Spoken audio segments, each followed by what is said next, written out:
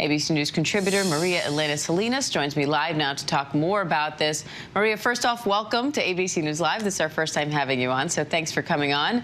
And I know you were at an event on Friday where Secretary Mayorkas spoke about this policy. What was his key message?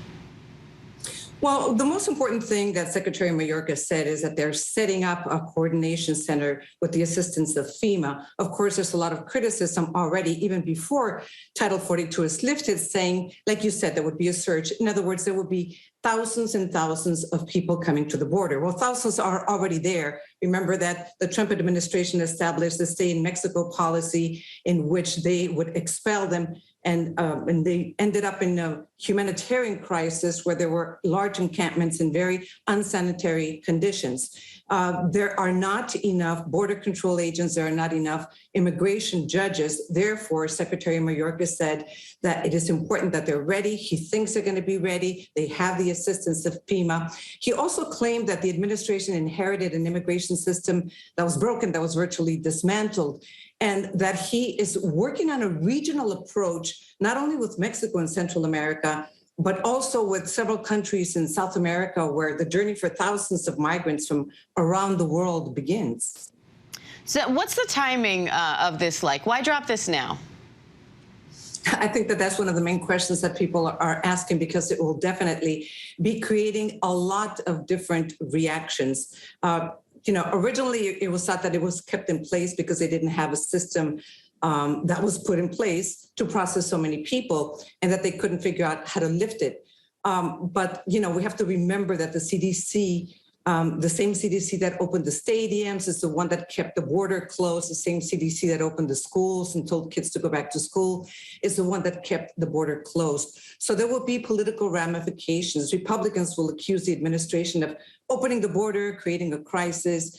And, Democrats and some immigrant activists, they'll question the timing and claim that the government might be doing it to appease Latino voters in the midterm elections that are around the corner. So to many Latino activists and many liberals will say that it's just too little too late, that they should have lifted it immediately after they took office and not kept it in place because of the humanitarian crisis that it was creating at the border.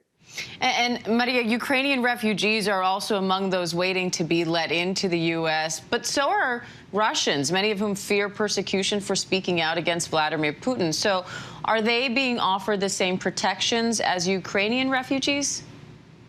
We don't know exactly how they're dealing with Russians, but like you say, since the U.S. agreed to let in 100,000 Ukrainians, but there was really no system in place to do that. Many are just not waiting. They're flying to Mexico, trying to cross the border.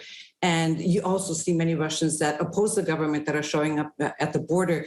So this, again, will generate criticism because Title 42 was more of a political move than a true health measure to protect the country from COVID-19. So after a bit of confusion with the new refugees from Ukraine coming to the border, they're already being processed. There's a lot of volunteers that are fluent in Ukrainian and in Russian that are there trying to help them set everything up. Yet migrants that have been waiting for their asylum to be considered continue to wait and may have to continue to wait till May 23rd. Some of them, like I said, have been waiting for months and years. How they're dealing with Russian refugees, I have not seen that information yet.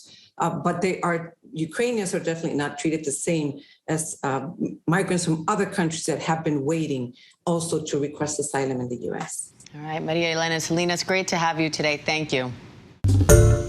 Hi, everyone. George Stephanopoulos here. Thanks for checking out the ABC News YouTube channel. If you'd like to get more videos, show highlights, and watch live event coverage, click on the right over here to subscribe to our channel. And don't forget to download the ABC News app for breaking news alerts. Thanks for watching.